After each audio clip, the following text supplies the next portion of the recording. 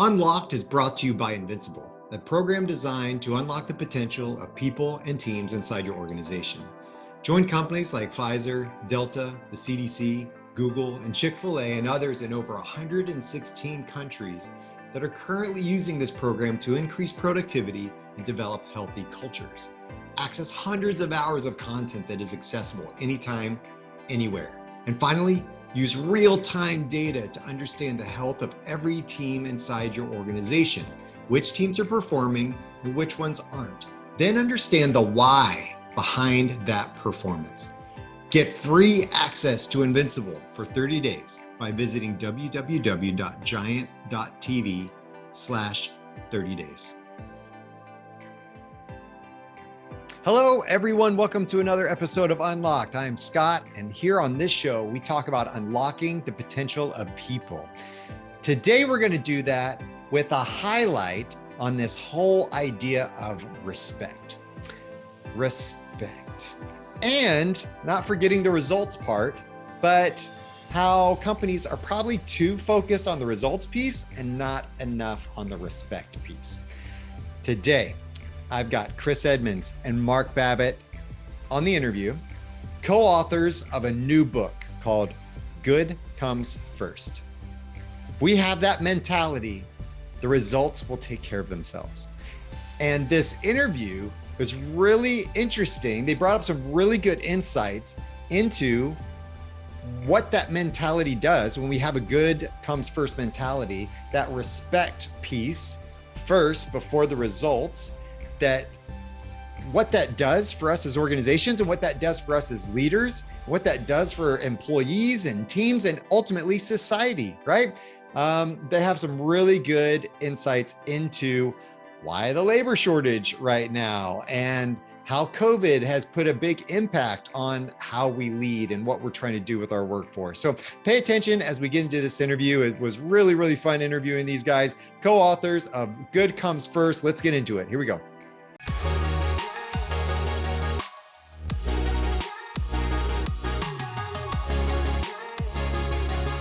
I want to talk about, first of all, Mark, how did y'all come together? What sparked the book? What's the premise?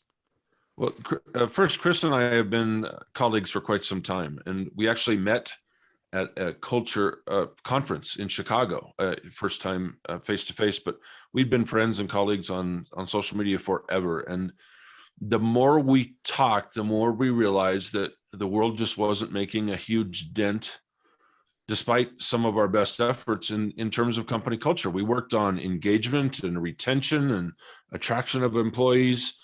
And we were working on all of those things instead of working on the root cause on why most of those things weren't going very well, and that was company culture. And from my perspective, Scott, I came at this from the career world, and I was helping young careerists enter the workforce, and it was a workforce that wasn't very healthy and still isn't. And COVID came along right in the middle of writing this book, Chris and I working together, and changed everything, and certainly changed the book and informed the book. So it's fun to have a chance to talk directly to leaders about how important it is to focus on company culture before you focus on all those other things that you're already spending billions of dollars on. Okay, so you would say that we're spending a lot of time, a lot of money trying to fix these I guess, symptoms, right? As opposed to fixing the illness. Well, that's exactly right. And, we look at the name of your podcast, Scott, Unlocked. How do we unlock the potential of our people and our leaders if the root cause isn't addressed, right? We wouldn't send somebody to a restaurant we know serves crappy food. And that's essentially what our leaders are doing. We're asking employees to perform well, to live up to their potential in a restaurant that we already know has crappy food.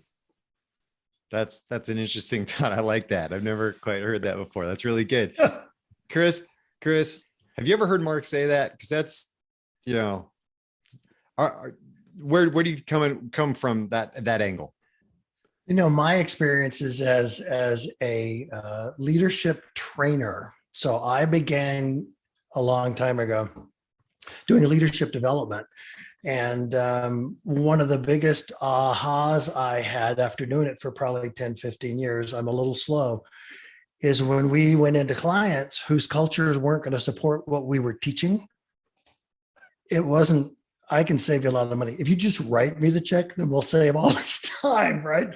Because you're not going to get the outcomes you want. You're not going to get the changes you want. You're not going to be able to sustain a return on that investment. So I began being much bolder about, let's look at how you're managing the work environment. Are people civil to each other? No. Are people happy? No. So my take on it came from, I was tired. Airplanes, hotels, lousy food in restaurants that were close by, right? And my task was to get in front and to educate, but then it was falling flat. And so I wanted to create an environment where I can help leaders, Mark and I can both inspire leaders to make a workplace where employees are trusted, honored, and respected. What a surprise. See, I think about that and I go, well, isn't that what all these companies are trying to do anyway, right? Aren't they trying to say, hey, we need respect, we need to be trusted, we need, right? The trust word gets thrown around all the time. We need trust, right? You need to build trust. We need to build trust with our customers, trust with our people. We want to be the best place to work. We want to make people so happy and do all these things. But you're saying in 2021 that we're still not getting it. No, we're absolutely not getting it. And our approach to this is to, number one, let leaders know it's okay if you don't know how to fix this. It's okay if you've really never been asked to think about the quality of your work culture, much less being asked to drive a change in that culture. So our take on this is we're going to give you proven step-by-step process. And that process evolved over 30 years with me and with Mark's help over about the last 10. And we want to help leaders realize that as you decide that I want to have an organization that's interesting, that's fun, that's creative, that serves others, boy, all of a sudden now we're thinking about the millennial generation. Again, we don't want to overgeneralize those, but the Gen Zs are wired a little bit differently than those previous generations. And one thing that millennials are frustrated by immensely is having to model old school command and control leadership, which is not the way you're going to inspire Gen Zs at all. And again, we don't want to overgeneralize, but folks aren't going back to work. There's a lot of job openings and folks are still kind of going, you know, I want to get into an environment where I'm valued for what I bring, for my ideas, for my contributions. And that is not normal at all. That's a great thought, a great segue into this question that I have that I got off of your press release on your website. People need to go check that out. You've got a ton of great information there. Mark, we just talked about that generation gap, right? Chris just spoke to that. And you have an acronym, BMS, Boomer Male Syndrome. That I was like, that is brilliant. Okay. Boomer Male Syndrome. And talking about that mindset, that old school mindset doesn't work anymore. So Mark, explain Boomer off of what Chris was just speaking about, right? How does Boomer Male Syndrome cripple us as organizations? Well, you had mentioned just a few minutes ago, Scott, that here we are in 2021 still talking about this. And we are still talking about this because the leaders haven't quite figured out that they're a huge part of the problem. And not all leaders, and even when we talk about BMS, Boomer Male Syndrome, we're not implying that all old white guys suck. That is not the intention of the acronym or the phrase. But what we are saying is we have to be more self-aware about our role as leaders. We were taught to lead a certain way. We were taught to be decisive and bold and loud and autocratic, and none of those things inspire a healthy work culture. And And as Chris already said, it's not necessarily the leader's faults. Their mentors can't help them. Mentorship requires a certain amount of been there, done that experience. And how many of them have actually led culture change? Almost none. Their predecessors weren't good role models. Their professors in business schools certainly never taught them how to be empathetic, how to put good first, how to make respect just as important as results. So we're kind of stuck in this industrial age mindset. Even though we've been in the social age now for a good 10 years, we're still leading the same way we did in the 1970s, despite all the great talk and all the carefully chosen words on our About Us page and in our job descriptions. We still basically treat people as humans to be managed, not as co-contributors, not as peers. And because of that, we don't treat them with the respect that they've earned. And we demand respect because of positional power, right? That whole boomer mindset, right? Is I'm in this role because I've been here for a long time. So you need to just listen to what I say, right? Or it's that mindset of positional power. It's that mindset of this is the way we've been doing things forever. This is the way we need to keep doing things. You should just be grateful you have a job. But you know what I'm saying? I mean, Chris, you're laughing about it. I mean, it's so true. Like I hear it and my clients and the people that I'm talking with, they're like, we don't get it. Like these people are coming out of school and we can't keep them. And when I would back in my day, I punched in, I punched out, I got my paycheck and I was grateful. I was grateful for my job, that I had a job. And now we have this thing happening, right? This big social experiment called COVID that's going to go down in history. And now we have a labor shortage, right? We're calling this the labor shortage. I can't find good people. I can't find people that are going to stick around, right? And so what is I guess the effect of that? Is it really a labor shortage? Is it really the people just don't want to work? The people just don't want to come work for me?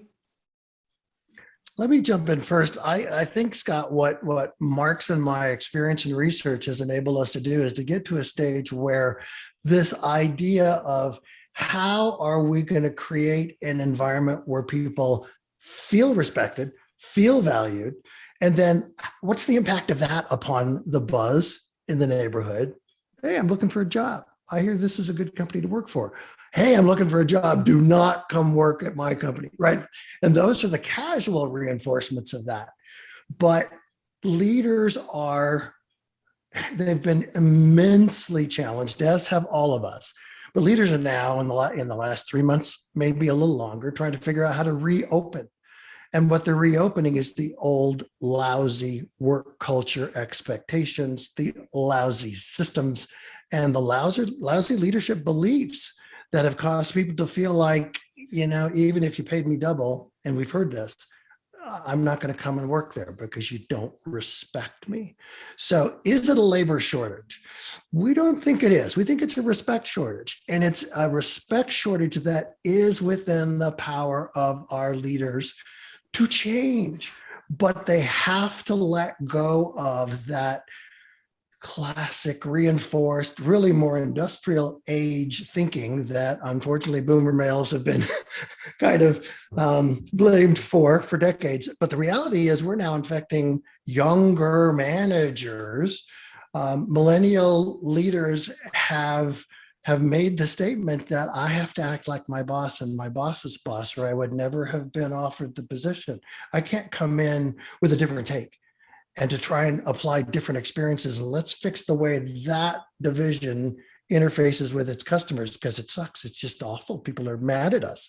And these guys are mad at delivering that service. That's not what the classic, let's maintain, let's keep on this path. This is the only thing we know.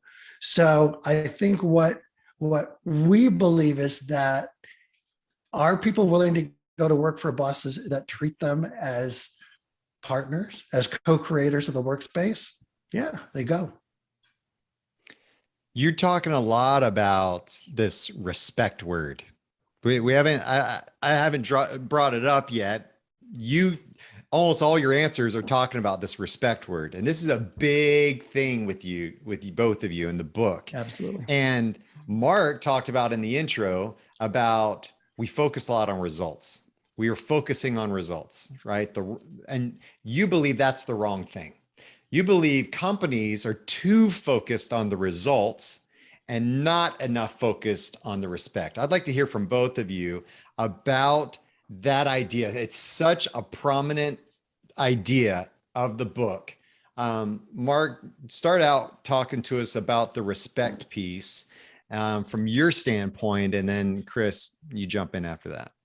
Sure. Right. So here's our reality. When we're focused exclusively on results as a leadership team, as a company, as a culture, we tend to reward less than desirable behaviors. Now, it's easy to create an analogy in sales, for example, that says your top performer, maybe he or she's been the top performer for several years now, but his coworkers can't stand to work with him. He's known for being overly aggressive. He shows up late. He leaves early. He goes to the gym for an hour and 45 minutes in the middle of every day. And yet somehow he is a top performer. And take it a step further, who usually gets promoted to sales management positions? The top performers, right? So we tend to reward the behaviors that aren't necessarily conducive with creating a great work environment. And at the same time, the people who are enjoyable coworkers, who collaborate, who have a team first approach, they're not promoted. Well, how does that make them feel? It makes them feel disrespected. And is that encouraging? Is that inspiring? Do people want to work harder now, knowing that my positive traits are not being rewarded, but this guy who just came back from the gym all sweaty after being gone almost 2 hours, he's the guy? He's the people management looks up to?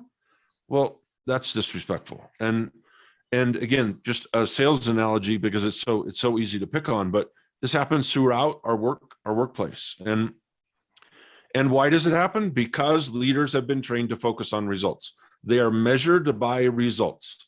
They are not measured by the quality of their culture. They're not measured by the amount of respect shown in the workplace. They're not even measured by their own ability to live up to those words on the wall in the mission statement or the core values statements. They're, if integrity is one of your core values and you don't expect it from your top performers, if they're stealing leads, if they're only working 4.5 hours a day when everybody else is working 9, are you living up to those values? No, you're not, because you're so focused on results. And that's what our research has shown over and over again. The companies who are out there, and by the way, those companies that put values, respect on the same pedestal as results, they're not experiencing a labor shortage. They're having no trouble getting employee referrals. Their own employees are bringing their friends and their colleagues, even their competitors, to work for them. They are not having a labor shortage because they're already keyed on that we have to treat people right. We have to put good first. And once we do that, well, now the results come. And Chris, I know you're going to talk about this, but the data shows once you start treating people with respect, every other business metric goes up substantially, like dramatically. Now, let me jump into that if I can.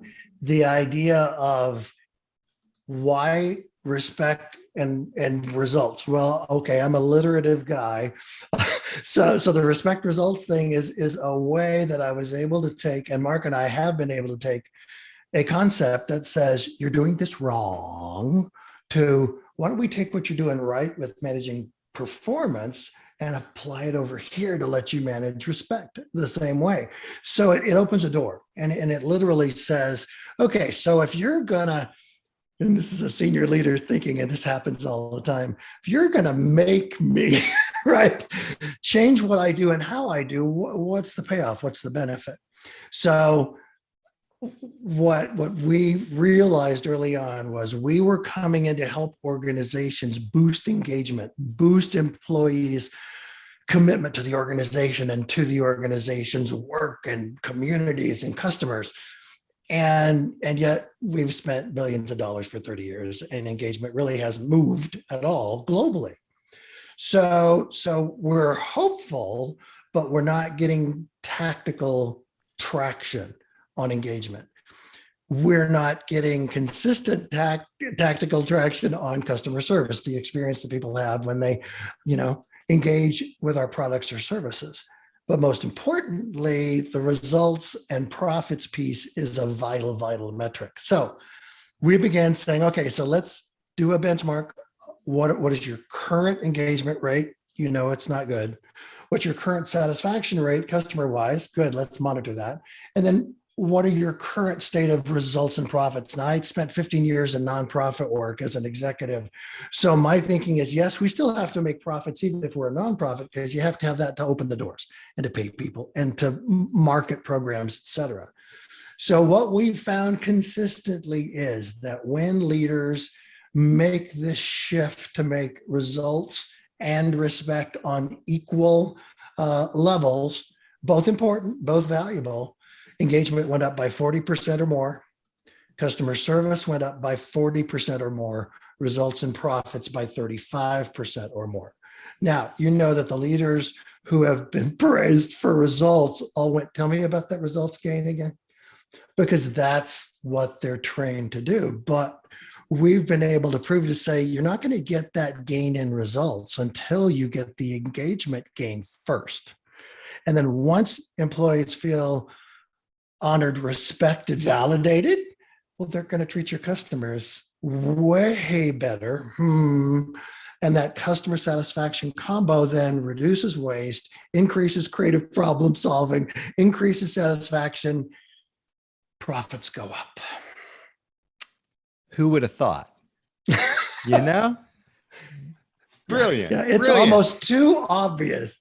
Brilliant. There's my past life coming from the external communication world of branding, marketing, design, and driving messages, selling products and services, and working on that profitability side. Yeah, was a real eye opener for me to realize there was a lot of dysfunction on the inside that was causing a lot of inconsistencies, misalignment, or generic corporate speak on the outside. We're trying to cover up something on the outside, when on the inside, right, they could fake it for a while, right? Yeah. The man behind the curtain, and it was as soon as you got in there, customers start seeing, hold on, now I'm meeting with a different person. Like there's turnover, and now I'm getting different messages. And I did this when I was calling Wells Fargo. I don't know, it was probably a year and a half ago. It was very memorable for me. I called up and I said, hey, what's going on with this mortgage thing that's happening? And they said, oh, we don't know anything about that. They haven't told us anything. So from corporate, we have no idea. And I was like, hold on, you're customer service and you don't know what's going on? Like, you don't know how to answer my question? So Wells Fargo, get on the ball. But that was a distinct moment where I saw some problems. So what you're talking about here, both of you have mentioned this.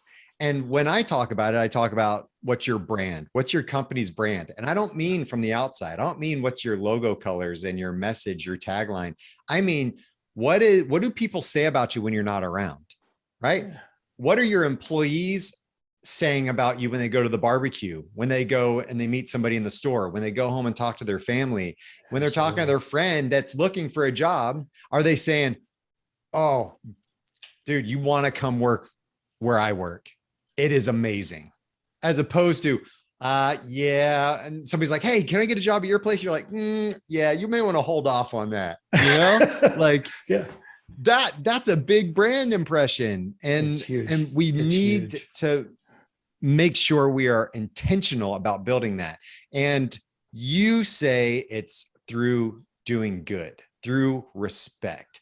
So this idea, why isn't it called respect comes first? We talk about, you're talking about respect a lot. Where did this premise of good comes first? Wrap that around what we're talking about. Well, here's what's fun about good versus respect is, I mean, it's easy to say respect is good, but respect is just one value. It's one feeling. There are others, and we have respect is what we call in our book, Good Comes First. We call it our foundational principle, and on top of that, we have 4 culture cornerstones, and the cornerstones really get to the meat of what the good part is, and it ranges everything from just treating people equitably, in being inclusive in your hiring and your promoting, eliminating gender pay gaps, right? This is a thing Chris and I, and I'm sure you too, Scott, have been fighting for years. Well, you ask a leader, what's your current pay equity situation? Do you have a gender pay gap? Oh, I don't even know that. Well, you could run the data in 45 minutes. You have all the HR data. Ask the question, fix this, right? So it's everything from how we treat people, how we compensate people, how especially with the COVID and now the work from home thing. Well, is it good to give people all this freedom and all this autonomy and let them work from home and decide where and how and when the work gets done, and then yank them back into the old normal that probably sucked? Is that good? Does that feel good? Well, not to the employees, it doesn't, right? So it goes from that all the way down to one of the things we learned in our research, Scott, is that the companies that are actually paying attention to world events, to racial inequities, to social issues, to poverty issues, to the democratization of the internet, BLM, global crisis changes, climate changes, the companies that are being more vocal about that are using their voice for good, that's where people want to work. That's where younger people flock to, because they know that their leadership team cares about something more than profits. And so good is this all-encompassing word that takes place later in our cornerstones, but respect is the start, because if we don't start with that respect thing, if we don't emphasize respect as much as we do results, the cornerstones don't matter. Well, Mark, let me ask you something really quick. You're talking about, and this goes back to, it sparked a thought when you were talking about, no, I don't know that data. Like, now they either don't know that data because they haven't really thought to ask, or they don't know that data because they're afraid of that data. So what I want to know and what I want to ask you is, so what do you think leaders are afraid of? Themselves. Why? So, okay, themselves. So say that again. So leaders are afraid of themselves. Well, it's one thing to know, it's another thing to act. And when in your work in branding, you certainly saw companies that maybe they would make a mistake, especially on social media. Maybe somebody would tweet out something or post something that wasn't within the brand's image, or that was taken wrong, or now we're in crisis management mode, right? We have to help the brand survive. Well, a leader who knows but doesn't act, they go to HR and marketing and they go, spin this, fix this, right? A leader who knows and acts gets on Twitter, gets on social media and says, my company really messed up today. And that's me. And I'm already on it, and I'm already fixing it. And I'm going to make sure this never happens again. This was inexcusable, and we're going to fix it. And that's the difference, right? It's the difference between somebody knowing they have a gender pay gap and not doing anything about it. Well, that's not just bad. That's not just the opposite of good. That's just ugly. And we talk about those companies in the book. We talk about the good companies, the bad companies, and the ugly companies. And the ugly companies are the ones who know they have faults, know They have major fissures in their branding and their culture and choose to do nothing about it. And Scott, if I can add, one of the pieces that we want to leverage is we want to give leaders new skills, new tactics, new methods, so they won't not know anymore. And I think leaders are fearful of being seen as not knowing, of being seen as not right. This is very, I hate to go there again, boomer male syndrome kinds of strategies that have been embedded for centuries, maybe only 1 century. It's still a pretty long time. But what we want to do is to be able to say, okay, you're fearful that, imagine what leaders are fearful of today.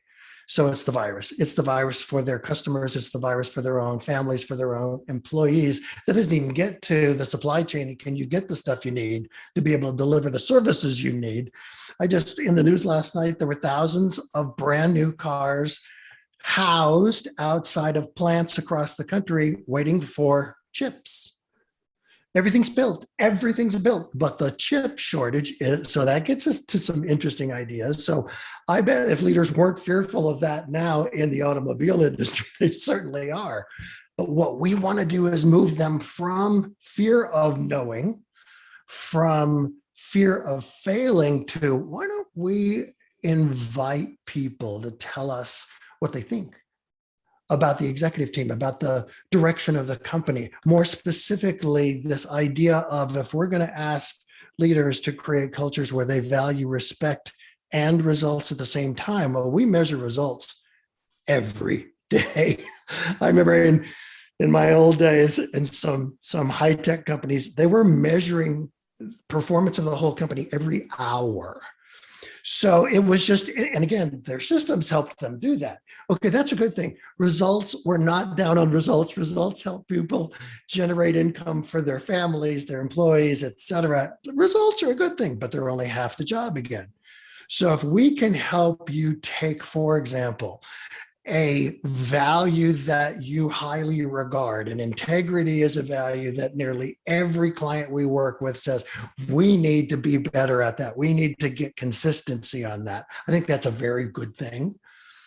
But if you go ask 20 people in the organization what integrity means, how many different answers are you going to get? So it's like, we don't want to leave that to chance. We want to actually, and this is our approach, make it simple. Make it simple.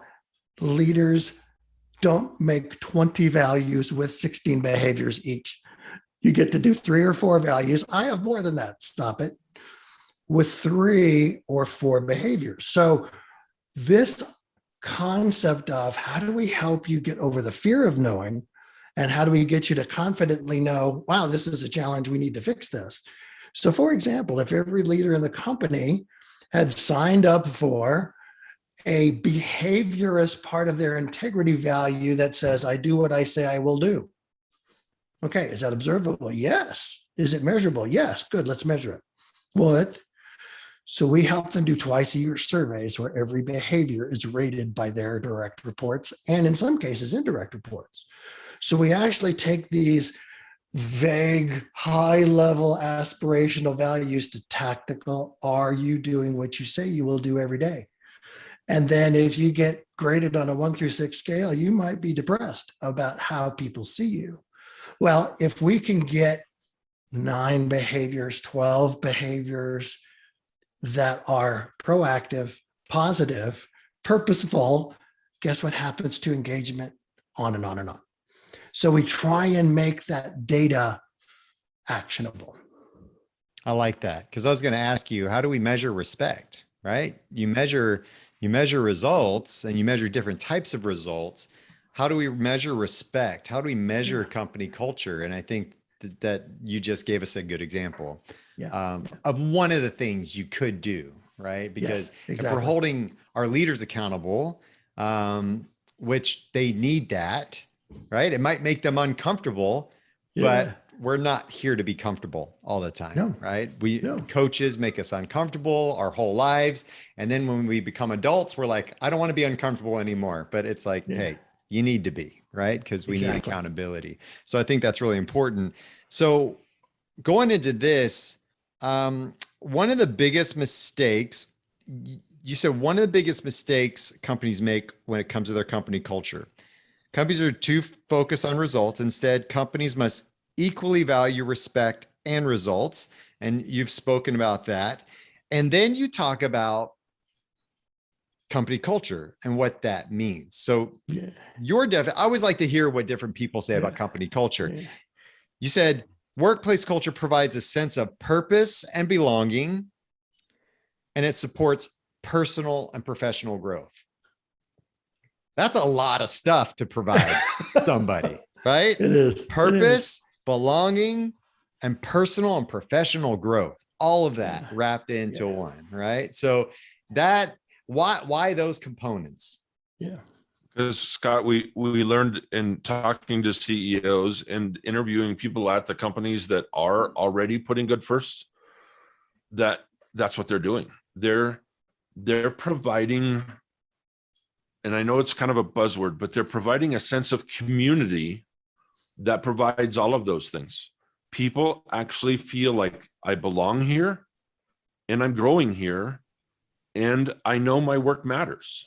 And because of all that, I'm helping improve all the other metrics that, as Chris said, are measured up to every hour of every day, right? But how am I supposed to contribute positively to results if I don't feel like I belong? If I could just leave tomorrow and not even think, maybe I'd think about my friends, but I wouldn't think about my boss. I wouldn't think about the company ever again, except to breathe a sigh of relief, right? That's the opposite of a sense of belonging. That's the opposite of wanting to be part of a community that matters to me personally. And in some cases, you said this perfectly, Scott.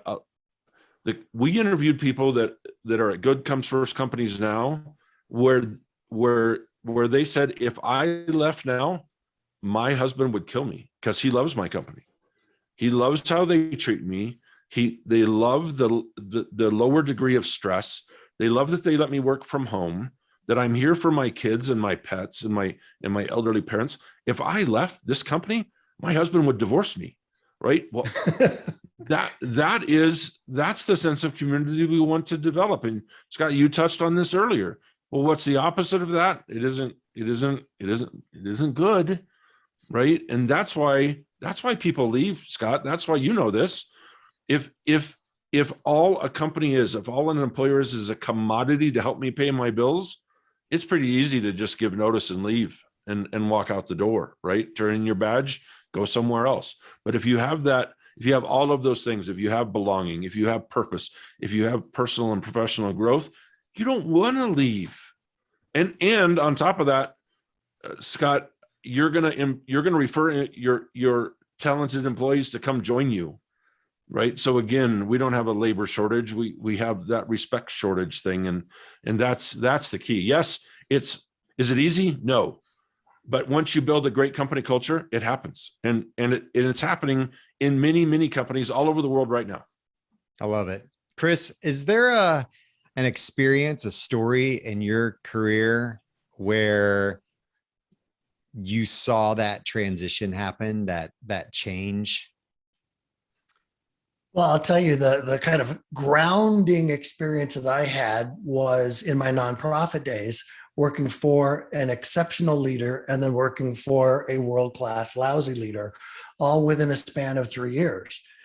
And as an observer, at that time, I wasn't a paid observer, but I would watch, right? I would try and make sense of stuff. It's like, why did that happen? And what's the pattern of things that led that to be okay, which could be a really good thing that person did, which is unusual, or it could be a really bad thing that person did, which is entirely too common.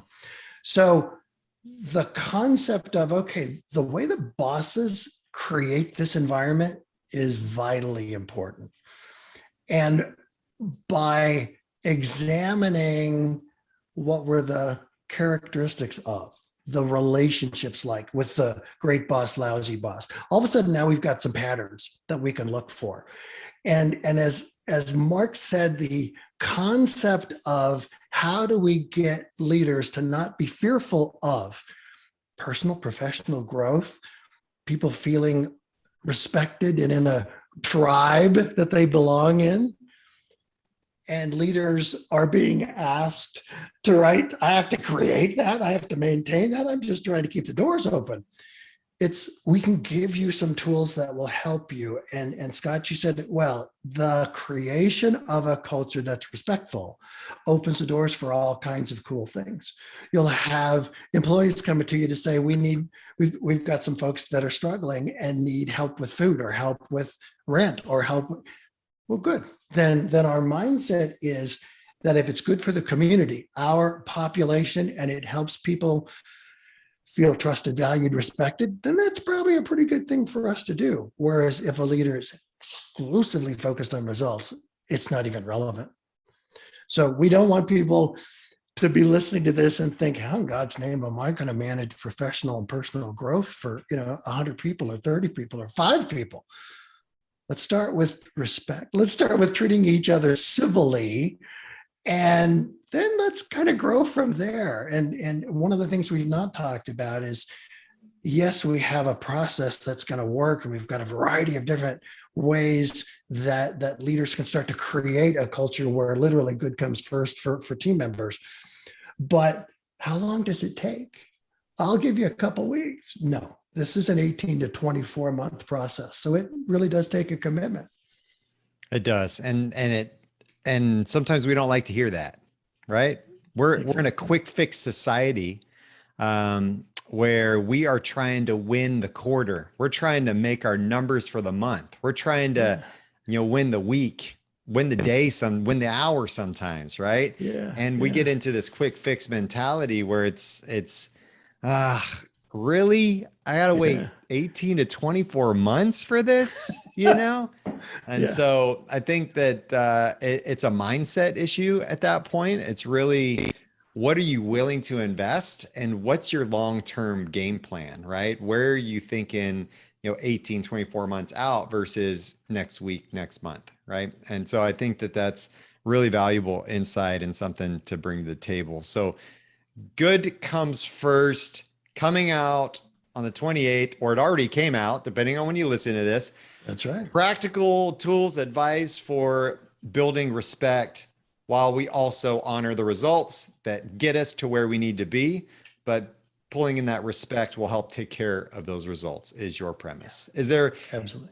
how else can audiences get in touch with you, get a hold of the book? What should they do? Well, Skot, we invite everybody to go to our website, goodcomesfirst.com, and don't just go there to click on the buy the book page. Actually, take a moment while you're there to reflect on where you stand right now, not just with your company culture, but maybe with your return to work strategy, with your hiring difficulties, and just kind of read some of the testimonials and see how Good Comes First in this process have helped leaders already fix some of the challenges they face. So we don't want people to just go buy the book. We actually want to start a conversation, and that's what Good Comes First is intended to do. Well said. Thank you for that. And it is a point of reflection and action taking, right? So knowledge is only part of it. It's moving into that action piece, which is going to be really valuable for a lot of people. Thank you both for being here. Good luck with the launch and the book and all the things you're doing to build respect and good into the companies that lead us. Skot, thanks for the opportunity. Thank you, Skot. We don't have a labor shortage. We have a respect shortage. Mark said that twice in the interview, and it was really interesting to me to think about the companies, and he said this too, the companies that they've interviewed that are focused on the good, or focused on the respect, those pieces of company culture and personal development of who their employees and teams and leaders are, they're not having a labor shortage problem. People are wanting to go work for those organizations. And as we look at this, what does he call it? The boomer male syndrome, this old way of thinking of how positional power, how the respect and authority plays in, all these other things are not necessarily working now. And the next generation that is coming up is thinking about, where can I go that's going to give me personal fulfillment, that I know that I'm becoming a better person by working there because I spend a lot of my life there, and we're making an impact, right? I'm making a bigger impact on the world, something that is bigger than me. And I played a small piece of that. We all want to feel like we're part of something bigger. And if we aren't providing that as a company or as a leader, even incentivizing that behavior and that thought, then we're missing something. We're going to have high turnover, and we're going to be continuously focused on results. And why aren't we hitting these results? Why aren't we hitting these results? Everybody get on the same page, because we're not hitting the results. Instead, focusing on what drives those results, it's the people. And what drives those people? It's the purpose, it's the respect, it's the way we communicate, and it's the things that we do to help them be who they were designed to be in life. Thank you, Chris and Mark, for being on the show. I really appreciate you and your insights. If you want to find out more about me, you can go to skotwaldron.com. You can find more of these interviews there. A lot of the resources that I provide there are also free. A couple of assessments and tools on there for you. You can go to my YouTube channel, like, subscribe, comment, all those things. I would really appreciate that. I engage with those comments frequently, so please do that there. And find me on LinkedIn. I like to be there, and I provide a lot of free content and coaching on that channel as well. So thank you again for being here, and I'll see you another time on another episode of Unlocked.